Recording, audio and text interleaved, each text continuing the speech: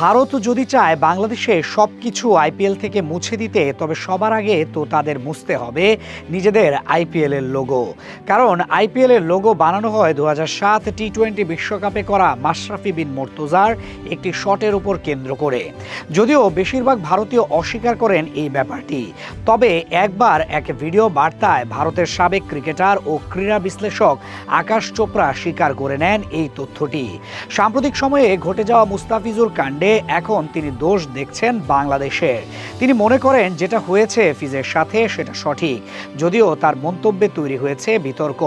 কিন্তু যেহেতু তারা ঝেড়ে ফেলতে চান আইপিএল হতে বাংলাদেশকে, তবে প্রশ্ন তো আসতেই পারে, তবে লোগো কেন মুছে দেয়া হচ্ছে না? অনেক ভারতীয় সমর্থকরা অবশ্য ইনিয়ে বিনিয়ে অস্বীকার করে বলতে চায় এই শট মাশরাফির নয়, এটা এবি ডিভিলিয়ার্সের শট। 2018 সালে ডিভিলিয়ার্সের একটি শট দেখতে অনেকটা আইপিএল এর লোগোর মতোই লাগে। শিয়া বাটার ও ভিটামিনে সমৃদ্ধ লিলি বিউটি সোপ, তারুণ্যময় উজ্জ্বল ত্বকের জন্য। রিমার্ক। তবে এই যুক্তি মোটেও টিকে থাকার মতো নয়।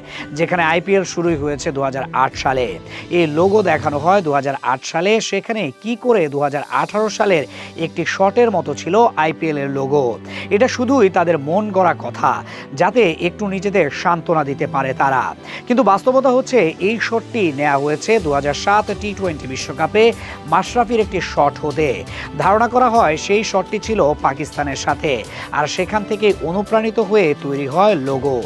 এই ভিডিওর দৃশ্যটা দেখলেই পরিষ্কার হয়ে যাওয়ার কথা, যেন প্রায় শতভাগ মিলে গেছে লোগোর সাথে।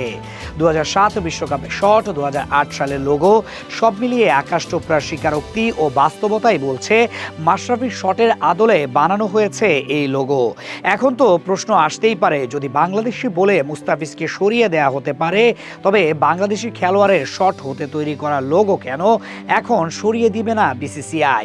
এতটুকু সাধ্য বা যোগ্যতা কি তবে তাদের আছে? সেই সাহস কি দেখাতে পারবে তারা এই লোগো মুছে দিতে?